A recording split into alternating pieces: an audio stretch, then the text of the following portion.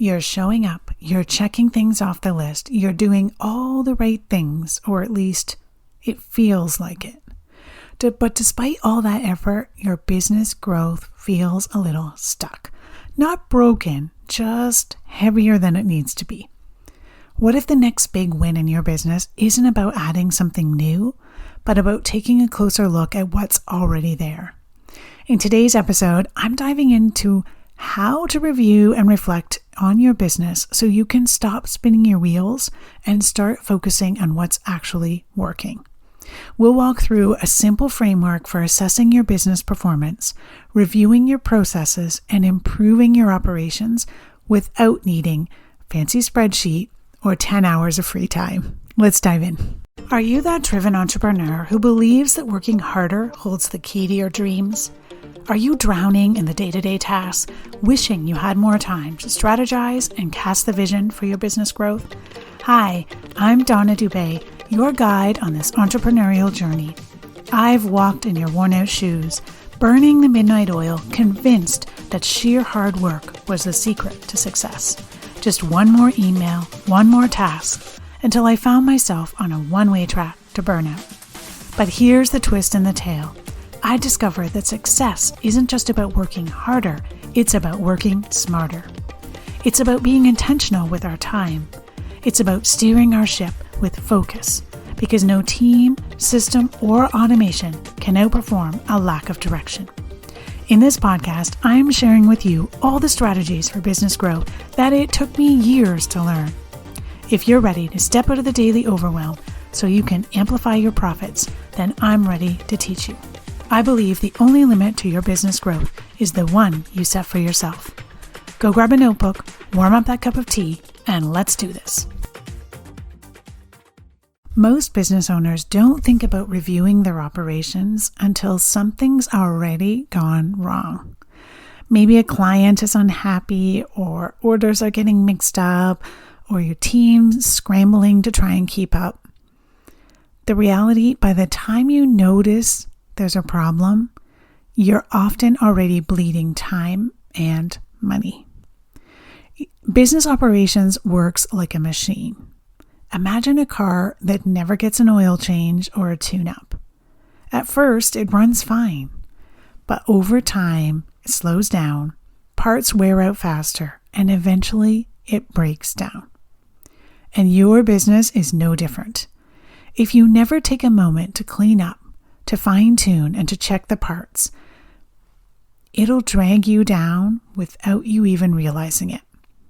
And no, this isn't about chasing perfection or obsessing over every tiny detail.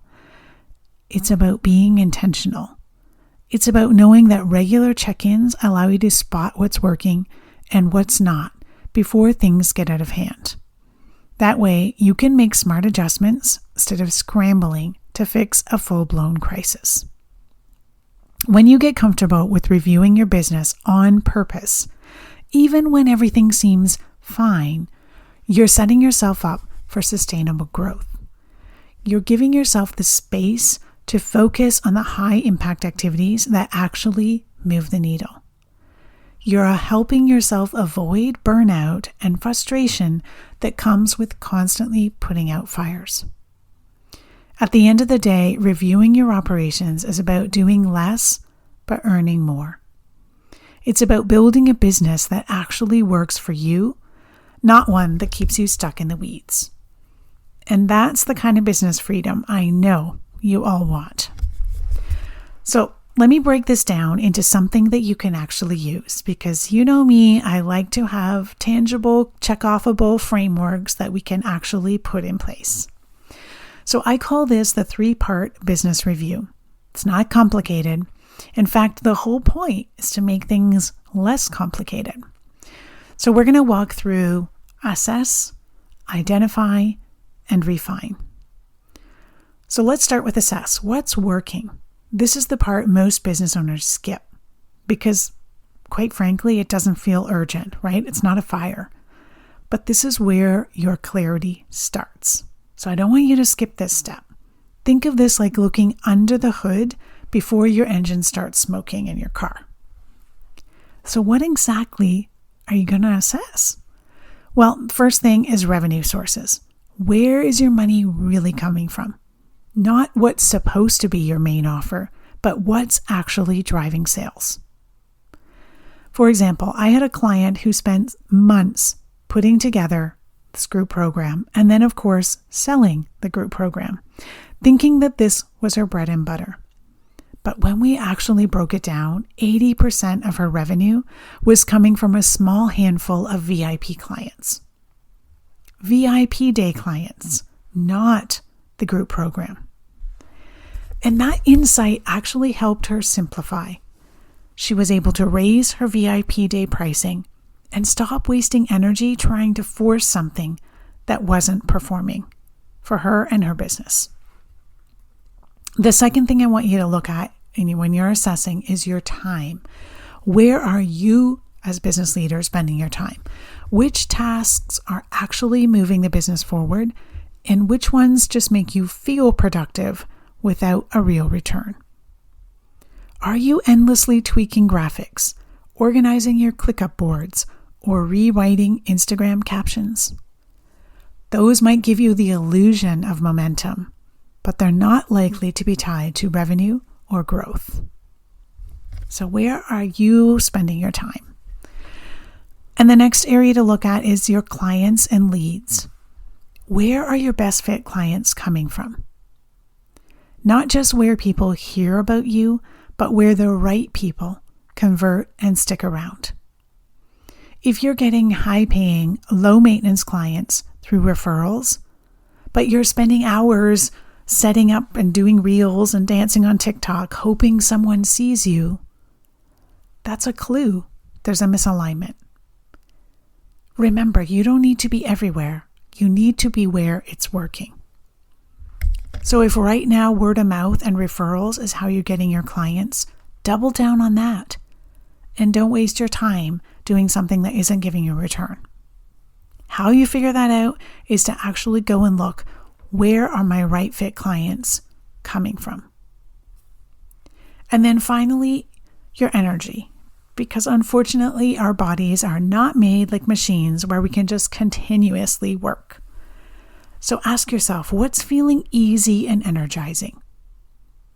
That's not fluff, okay? Ease is often a signal that you're operating in alignment. If something feels smooth, that doesn't mean it's too good to be true. It might mean it's time to lean into that a little bit more. And then next, I want you to look at what's not working or what feels clunky. This is where it's time to get really honest.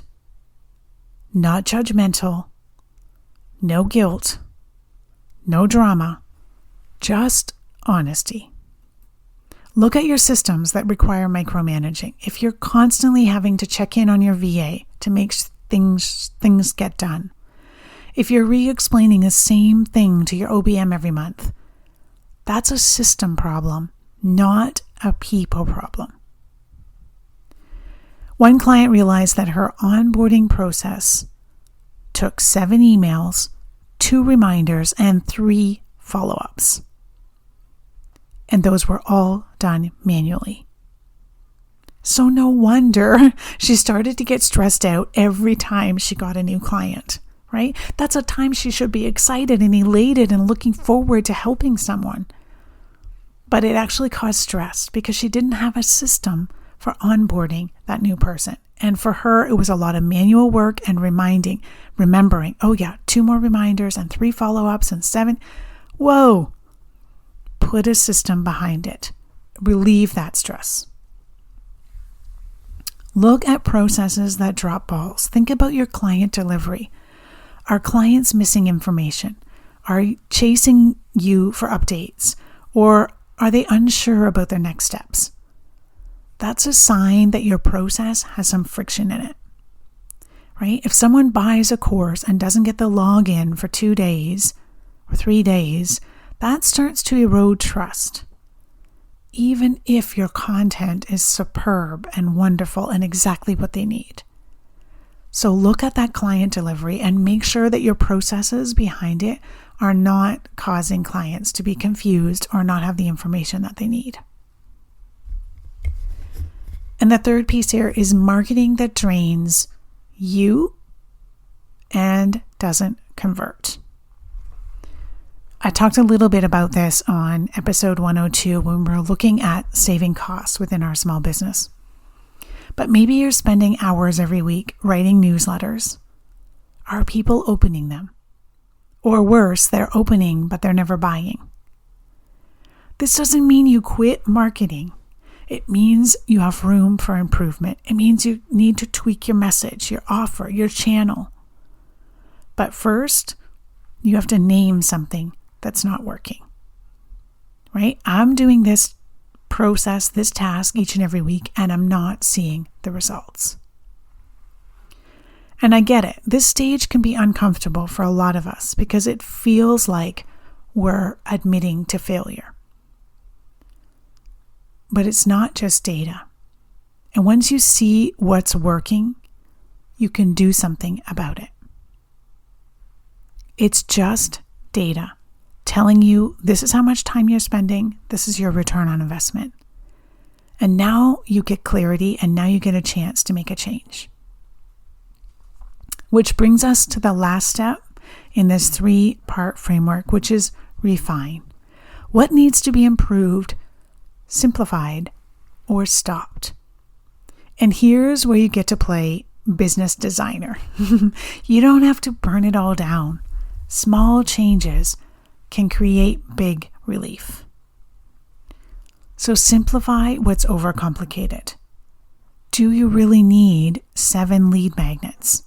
Or can you create one solid one that actually connects to your main offer? Do you need 6 steps to get a client booked? Or can it be done in 2? Looking at what you can automate or delegate, where are those bottlenecks? If you're still manually sending invoices, following up on contracts, or uploading podcast episodes, those are perfect candidates for automation and delegation. A past client I worked with saved 4 hours a week just by setting up a simple onboarding workflow at the time she was using Dubsado. The tool doesn't matter, my friends. Automating it and making it simple does. Because that's time back for you to focus on growth, not admin. And I want you to eliminate what no longer fits. Maybe a product you've launched 2 years ago still exists, but it doesn't align with your current brand or your audience. Or maybe you're offering a service just because it's what people expect out of you, but it's actually draining you behind the scenes. Give yourself permission to stop doing what no longer fits your goals or your current capacity. And remember that refining is not a one-time thing. This is ongoing. The more often we do it, the easier it gets, and the more aligned our operations become. We start feeling less like we're stuck in that machine and being able to now enjoy this business that we've created. So before I let you go, I want to just run through a couple common pitfalls that I see when business owners are conducting this business review and going through these 3 steps. There are 3 big traps that I certainly want you to avoid. The first one is trying to fix everything at once.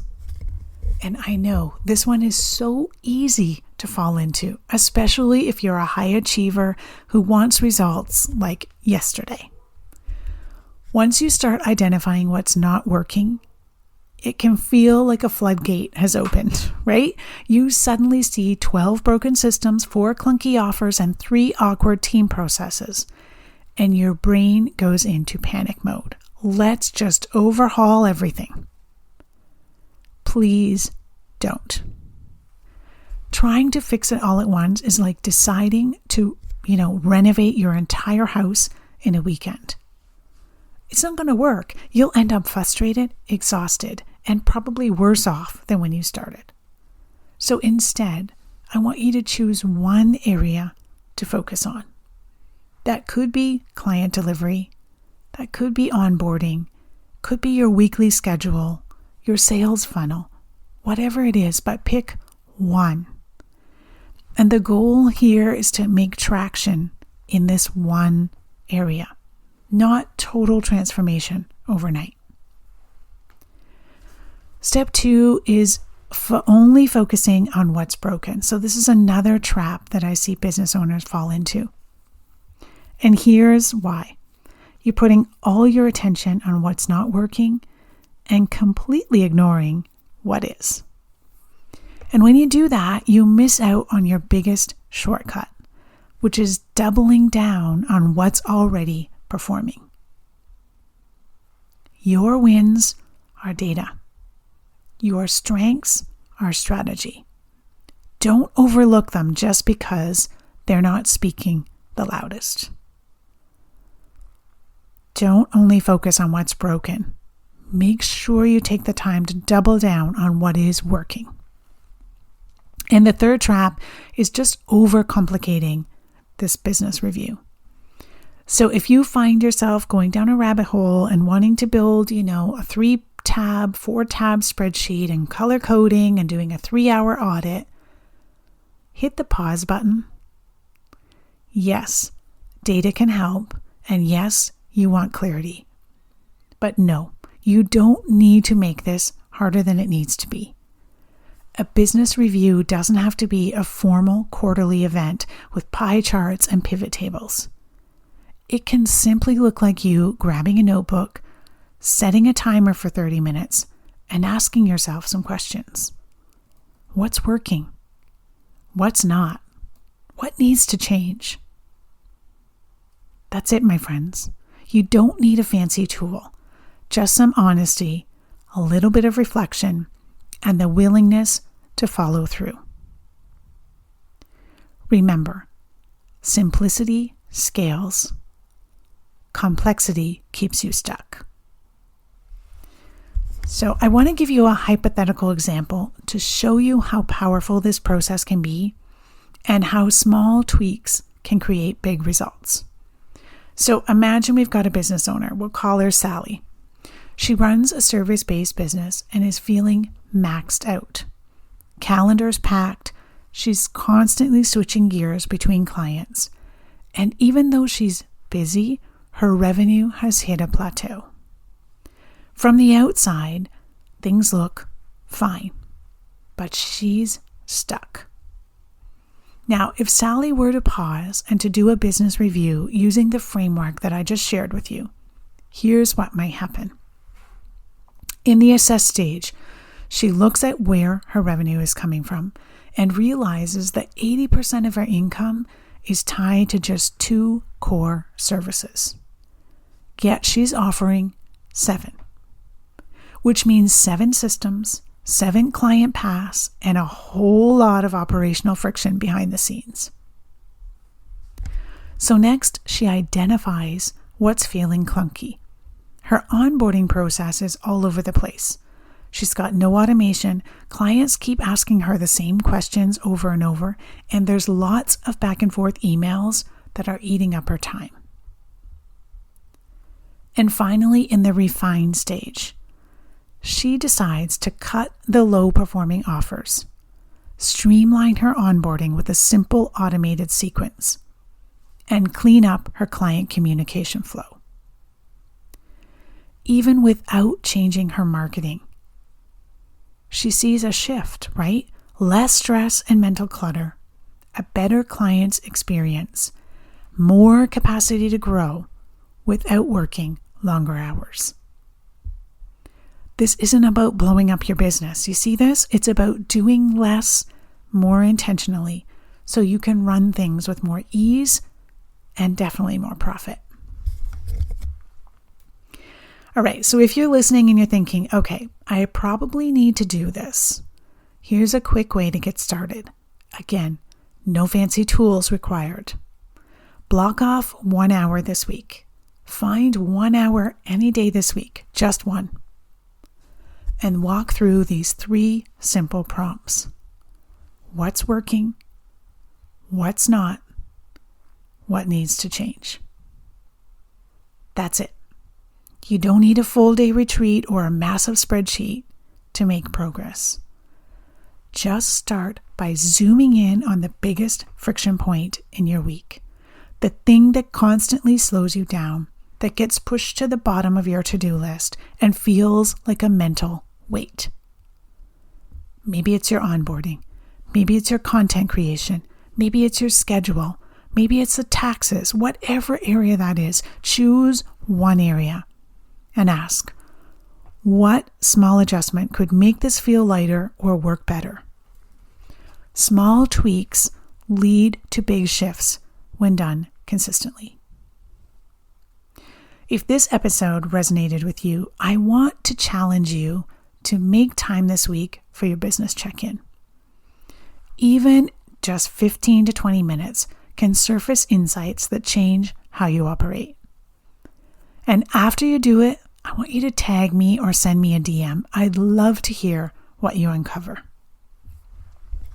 And if you want a repeatable way to make these reviews part of your regular rhythm, then grab the CEO Power Hour Playbook. It's designed to help you regularly check in, clean things up, and make intentional progress, without getting stuck in the weeds. You'll find the link at ceoamplify.ca/powerhour. And remember, the clarity you're looking for isn't in doing more, it's in reviewing what already exists.